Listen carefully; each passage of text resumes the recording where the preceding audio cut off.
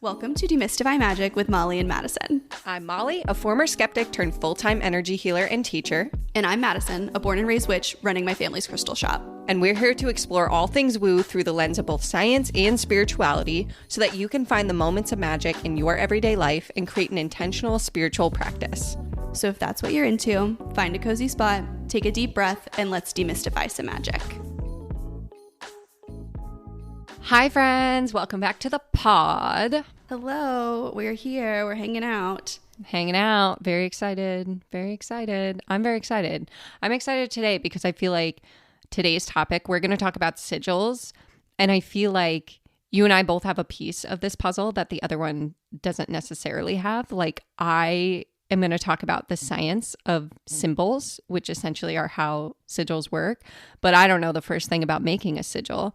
And you are going to talk about how to make sigils and how to use them and all of that jazz. So I feel like it's going to be a cool, like, tit for tat kind of episode. Yeah, I'm really excited. I've very intentionally not asked you any questions about this since we decided to do the podcast. Normally when I want to know the science of something, I go straight to you, but I've stopped doing that since we started the podcast because I'm like, no, I want to hear it live on air. Yes, I'm super stoked about it. I think it's going to be a fun episode too because it's going to be really tangible, right? Like, folks at home listening are going to be able to make their own sigil and start using it in their practice after today. Yeah, I'm actually going to walk you through step by step. So if you'd like, you can, while you listen, grab a piece of paper and make a sigil right along with me. We're going to go through it each step of the way.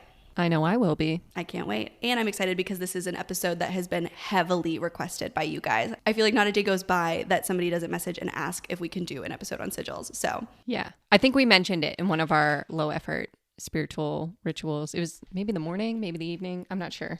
Before we get started though, Madison, what was your magic moment of the week? And before you dive in, I know it's been a while since we even talked about what the magic moment is. So for anyone who's new here, the magic moment is something we do each week. We encourage you to do it for yourself or share it with us if you so choose. But it's basically a moment of reflection, of gratitude, of a mini manifestation coming through. It's anywhere in your life, mundane, magical, anywhere on that spectrum where you see the fruits of your spiritual practice coming to fruition.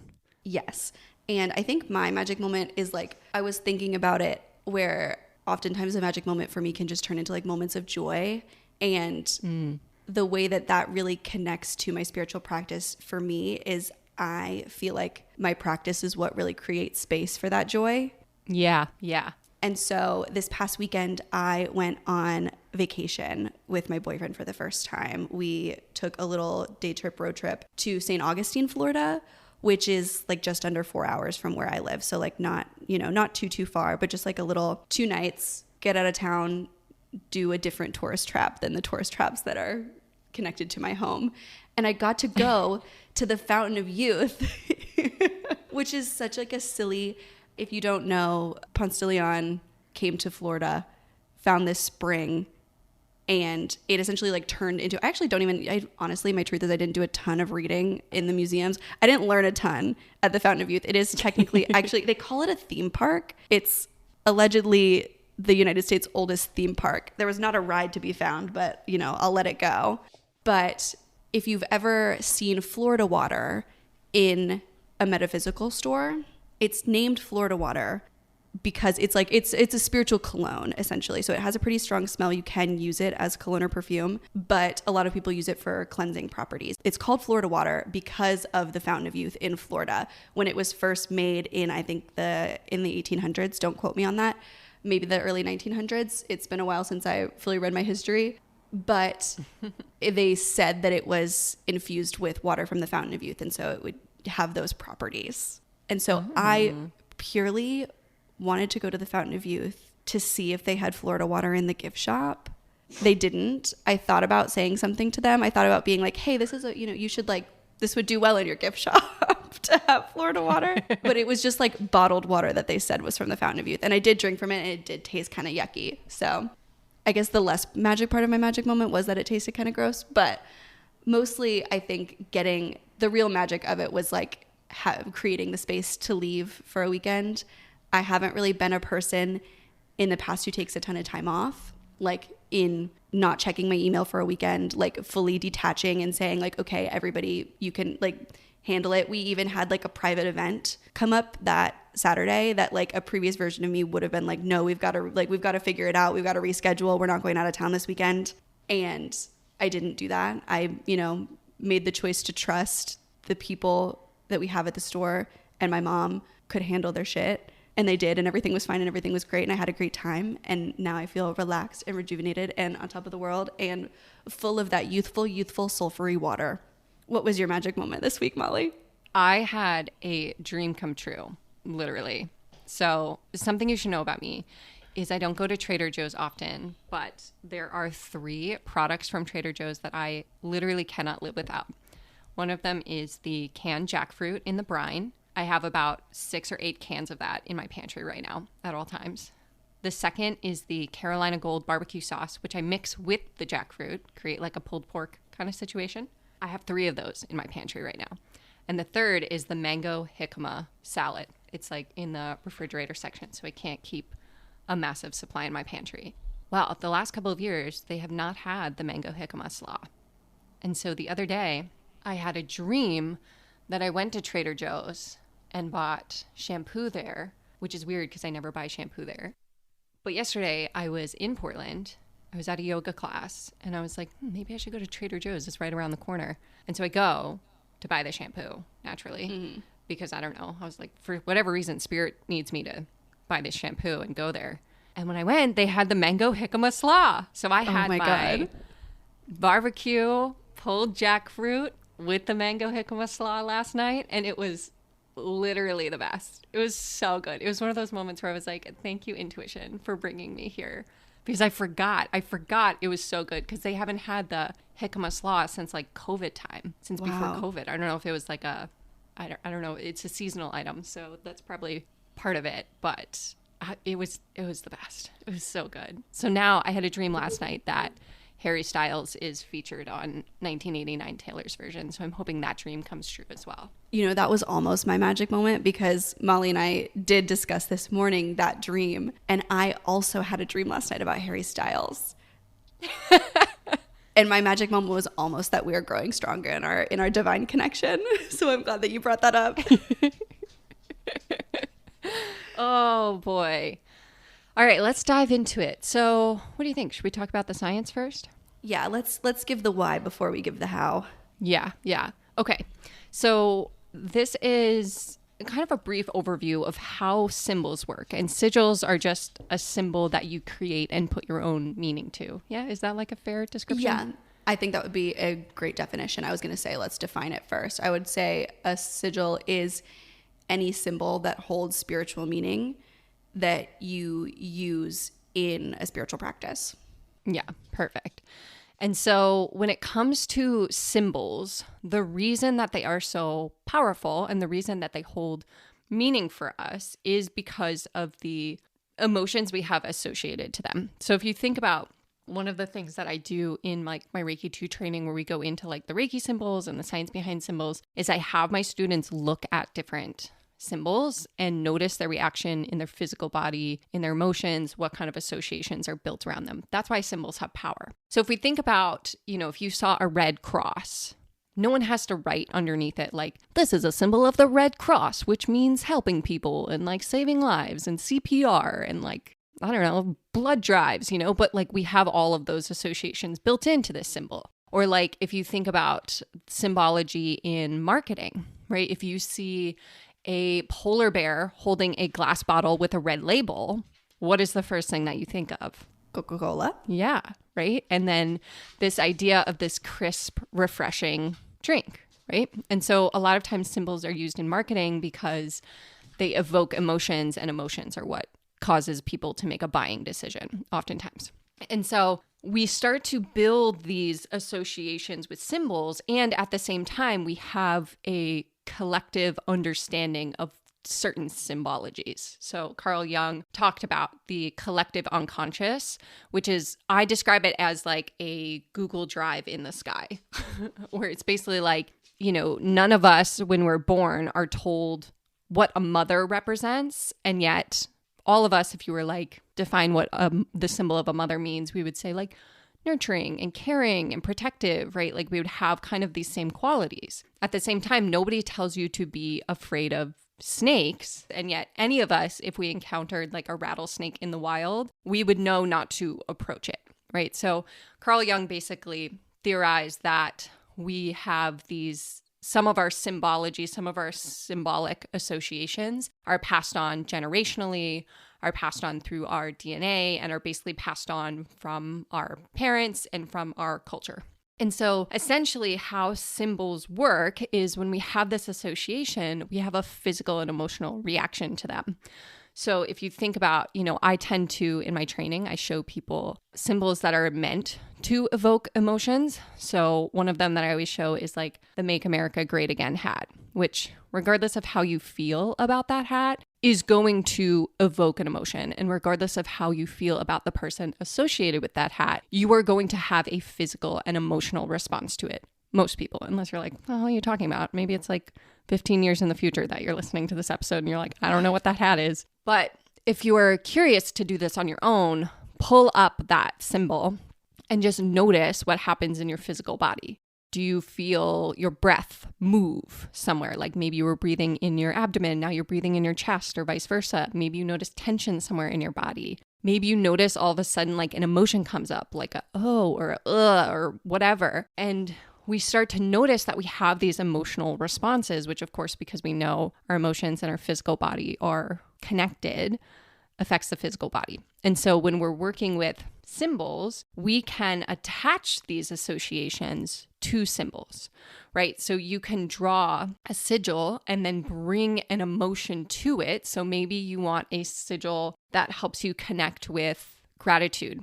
Okay. So you create that symbol, you look at that symbol, you hold it in your awareness, and you call up the emotions of gratitude. Or maybe you think about someone or something that you're really grateful for so that you have that physical and emotional response. And the more often you do that while looking at or drawing the symbol, the deeper that connection becomes. Eventually that connection becomes unconscious and you react to it physically and emotionally without having to think about that association. Kind of like the snakes, right? Like I don't have to think snakes are something I should be afraid of. I just go, wah, when I see one. That was an excellent rendition of fear. Thank you.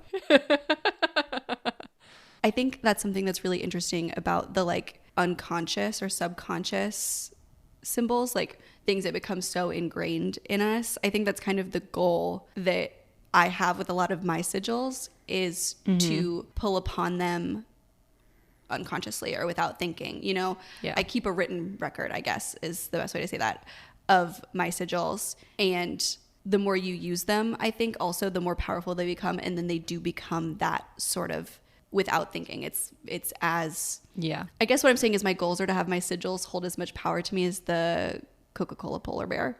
Yeah. I mean, that's the goal of any symbol, right? A symbol is not a symbol until you have that association, right? A hat is just a hat until you have that association and that emotional response to it. That's what makes a symbol, right? Like, and think of it too, like our language is just a string of symbols, right? The words that I am saying are just symbols lumped together to create meaning. And the associations we have with these words is what evokes the emotional response. It's like the difference between if I said I love you versus fuck you, right? Those are both going to have physical and emotional responses to them, but they're really just symbols, right? It's the association behind them and the emotions behind them that creates that reaction, and it's unconscious, right?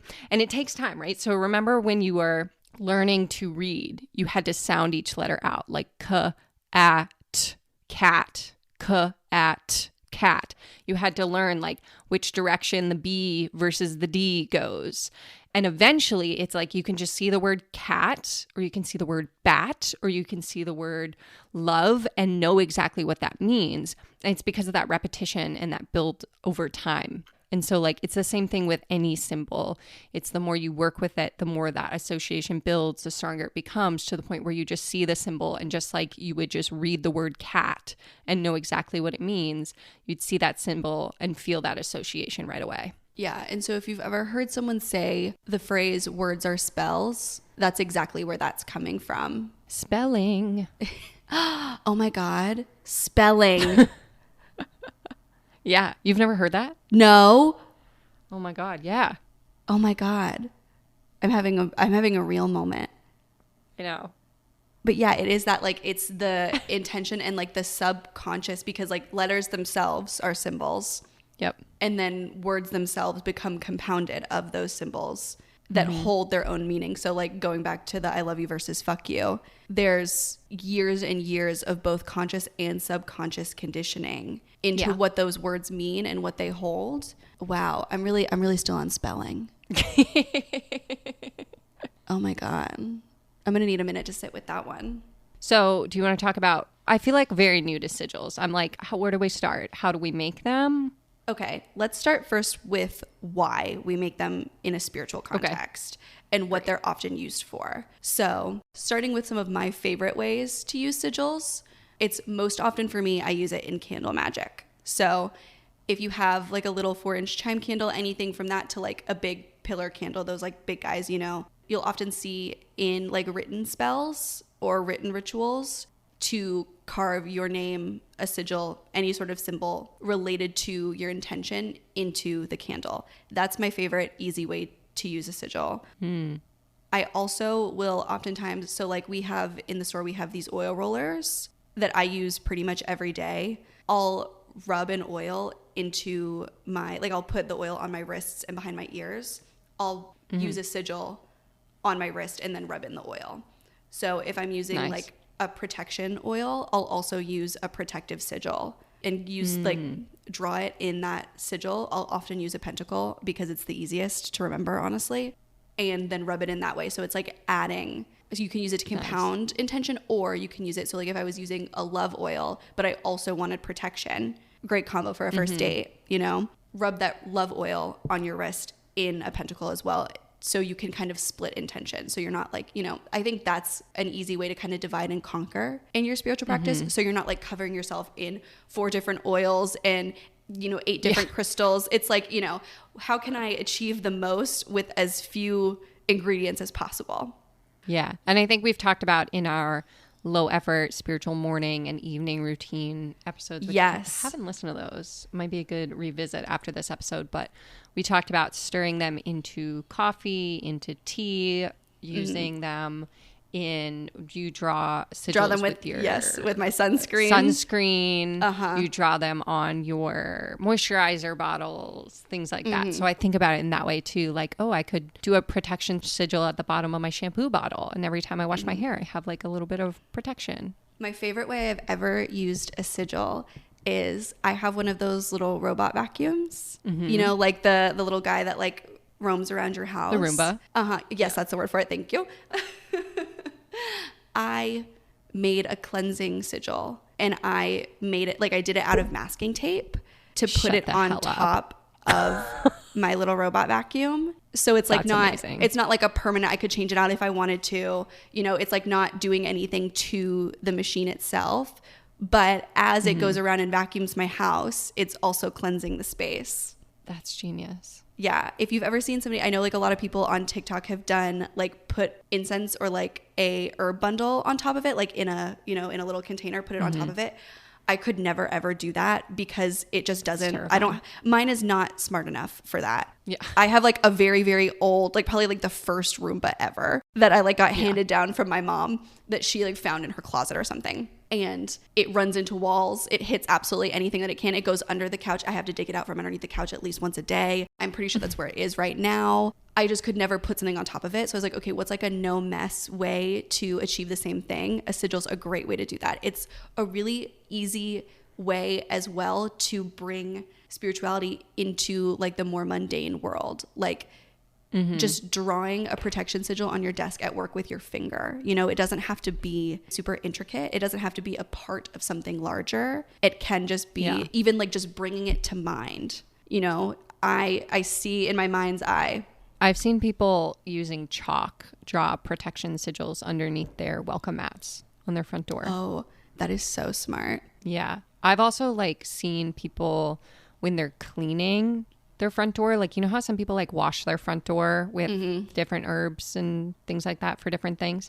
I've seen people wipe in the formation of a sigil before they wipe the rest of their door. Yeah, it's really, you can do it kind of anywhere. I do it when I wash my windows. I do it, you know, when I sweep my floor. You told me to stir it into soup once. Yes, I did. You sent me a picture of soup and I told you to stir a sigil in there. It's really kind of as creative as you want to get with it is what you can do with it. And that kind of is the same for creating them. So sigils get their power from your intention, the same way words and letters do, you know? Mm-hmm. They get that power from what you give it. And so how you decide to do that is kind of up to you. There are thousands of ways, I'm sure, to charge a sigil. I've read many of them. My favorite is continued use and just speaking to it. What is easiest for me to do that I know I will do, and I know that, like, I guess I know works for me, is to speak my intention.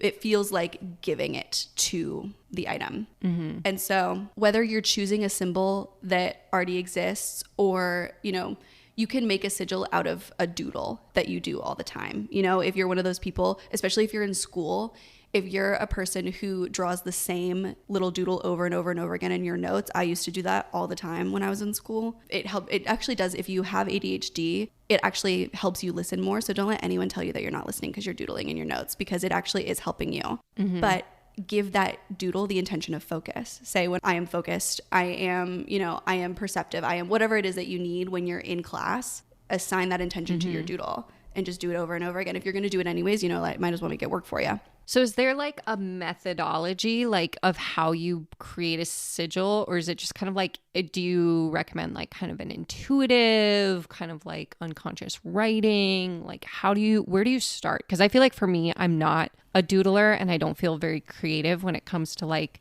pen to paper drawing.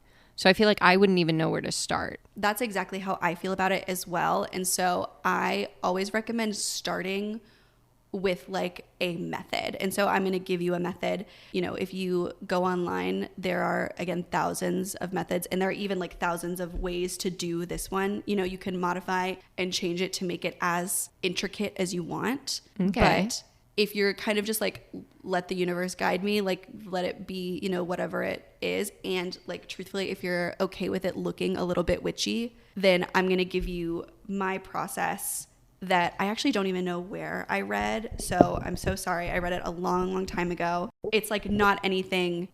I've read it and then I've seen it on TikTok 1,000 times, you know, like it's not anything super specific to one person or ideology or like belief system. So hit me with it. I'm ready. You're going to start with a piece of paper and you're going to write the numbers 1 through 9. Oh, I'm really watching Molly take out a piece of paper right now. I'm so excited to see what you create. I know, me too. I'll post it on Instagram. Leave some space between each number, like 1 through 9 in one line, but leave a little bit of space between them. Okay. Next, you're going to write out the entire alphabet. So like write A underneath 1, B underneath 2, C underneath 3, you know, through the whole alphabet. You're going to be making a little chart essentially that is going to. So 9 is I, and then do I do J under 1? Yes. Okay. Yeah, so you're going to be making a chart where each letter has a corresponding number. Okay. All right, ready. So now you're going to choose your intention and you're going to create a phrase to associate with that intention. So for example, in mine that I wrote down, I am divinely protected. So this is going to be a protection sigil. Okay, I gotta think of an intention. Okay. All right. I'm going with I am abundant. I love that. So you're going to go through and you're going to cross out any repeating letters. Okay. If I have I am divinely protected, the first I in divinely gets crossed out. Then the next I. All of the I's get crossed out. So all of my A's would get crossed out, or I would keep just one A? You just keep one. So you keep that first. So like I am divinely protected. That I stays. Gotcha. Okay. You want just one of each letter. All right. I got it. So then you're going to write down each corresponding number that goes with that letter. So I ended up with 91444 553 779 Okay. 9142345 for me. So you're going to cross out any repeating numbers as well. You're going to you only want to have one of each. So then I whittle it down to 914 53762. All right. I have 914235. So now I want you to make a circle. You're kind of going to make a clock, but the clock only goes to 9. Okay. And this is where you'll actually make the sigil. So now these numbers are a guide. So you're going to start at the first number. I started at 9. And you're going to draw a line from your first letter or your first number to your second number. So I went from 9 to 1, 1 to 4, 4 to 5, 5 to 3, 3 to 7, 7 to 6, and 6 to 2. Ooh, okay. So now you'll just have one big line. Ooh. We love it. It looks like a little swan I'll show you mine. type of situation. Ooh, cute. Lots of triangles in here. So now here's where you can get creative. You can kind of adorn it however you want. So I'll often like make lines into arrows or add dots, add little lines, kind of anything you want here. That's just like a good place to start in my experience. Okay. I added like a squiggly do down the center line and then turned the pointy lines into arrows. Oh, I love it. I love your little squiggly do. Thank you. Thank you. And there you go. You have your sigil. That's my sigil. That's my abundance sigil. So now you get to charge it however you want. You can meditate with it. You can, you could do Reiki on it if you wanted. You could even do a whole ritual just to give it its power if you wanted. Or you can just speak to it. So I would take mine and just say, I am divinely protected. Your job is to protect me. Thank you. So, okay, this is a question that I feel like I know the answer to, but I'm going to ask it because I feel like someone in my ear is asking it in the future. Do I have to always draw it in the same formation? Like, do I have to go 9, 1, 4, 2, or can I just draw it however I want to draw it? And that's like kind of the sigil. There are no rules. You can totally draw it however you great. want to draw it. That part is just to get you to that final form, Okay. But I wasn't now that sure you because have I know the sigil like itself. Yeah. Yeah, because I know like I've never used sigils, but I use Reiki symbols, and because they're like Japanese based, like the lines, the order in which you draw the lines matters. So I wasn't sure if this was the same case. So if that is something that feels important to you, then there's probably a reason, like it's kind of in the same way that culturally, that's why Gotcha. because it's Japanese culture, right? Is that the right way to say that? Because culturally that's important to the language. That translates to the Reiki symbol. If you draw that makes sense. If you draw the symbol, if it's not important to you, then it's not important, Yeah. Okay. Got it. Wow. So fun. So now, if you followed along, you have your very own sigil that you can do whatever you would like with. You can charge it in whatever way you'd like. You can also try different things. Something that I also really like to do is after I have the base symbol, I'll draw it out a couple times and do a couple different kind of adornments and see which one feels best. And then I'll write it down in a journal, or if you have a grimoire, then that's a great place to keep it, or, take a picture of it and keep it in your phone, kind of wherever you know that you'll keep it handy best. And there you go. Your very first homegrown sigil. That was so not intimidating. I was so intimidated at the start, and this was so simple and so fun. And now I want to make sigils for everything. So a couple ways that you could mix it up is, one, you don't have to cross out the repeating letters. That will make you'll end up with a more complex sigil. You could also end up in a place where you're kind of scribbling back and forth. You don't have to go from 1 to 9. If you want a smaller sigil, or like a less, if you want fewer lines, if you want to end up with fewer lines, use fewer numbers. Okay. So imagine if you just did 1, 2, 3, and then that chart is just 1, 2, 3, you would end up with somewhere between 1 and 3 lines. On the flip side of that, you could technically go up to 26 and give each number its own letter. And depending on your sentence, you could end up with 26 lines. This is so funny to me because I feel like this is such a weird niche introspection, because I talked about this before. I have OCD, but one of the ways that my OCD presents is letters are numbers to me. So like I have this like very elaborate system of like each letter has a corresponding number, and in my head I'm like always counting up words and sentences and adding them up, and I'm like, oh my god, I could use my numbers that I already associate with letters to create symbols. 100% you should. That's oh also my what I was god, going to say. I'm doing that. Is you don't have to. So my next thing I was going to say is that you don't have to go in order. So that's something that I'll do often. I usually stick with 9 because I end up in a really good place. Like I like how that looks. I like how that circle looks. Yeah. I'll put the letters in random spots. So I'll go through Okay. the alphabet and I'll say, okay, A is 9, but B is 3. And I'll mix it up kind of for each one and go through the alphabet that way. Oh, this is fun. I like this. So I like to start people with this method because there are lots of small ways to make it your own. If you don't want to jump straight into like, I'm just going to draw what I feel called to draw in this moment, because that can feel really hard. You know, I think our brains want structure. Our brains kind of want rules. Yeah. And this is a really easy way to give yourself very flexible rules, a very flexible method that you can make your own, and that like nobody will ever get the same sigil that you get. Now, this is a question that, again, I feel like I know the answer to, but I feel like it just popped into my head, so I'm sure it's in someone else's head listening. Are sigils something that you can share with other people? Like, is it something that I need to keep sacred? I can't tell anyone what it means. I shouldn't show anyone. Or is it something that, like, it doesn't really matter? You can post it on social media if you want. Kind of the same answer. It really depends on your system of belief. Okay. I personally probably wouldn't share a sigil like on my public Instagram. It depends on what the sigil is. You know, I would share with you any of my sigils. I would, you could use anything that I had. I'll be sharing this protection sigil on our social media. So I guess I'm kind of contradicting myself, but I probably wouldn't use this sigil to protect myself once it's out there. Yeah. Gotcha. In the world. So it's very dependent on your belief system. If your personal practice is very sacred, then your sigils are probably going to be very sacred as well. If you have a very communal practice, you probably would share that sigil within that community. I don't know if I would just hand them over to anybody, but that's also out of like my personal, like I like to keep things private, you know? Yeah, that makes sense. All right, and if you guys have any questions about sigils, please feel free to message us.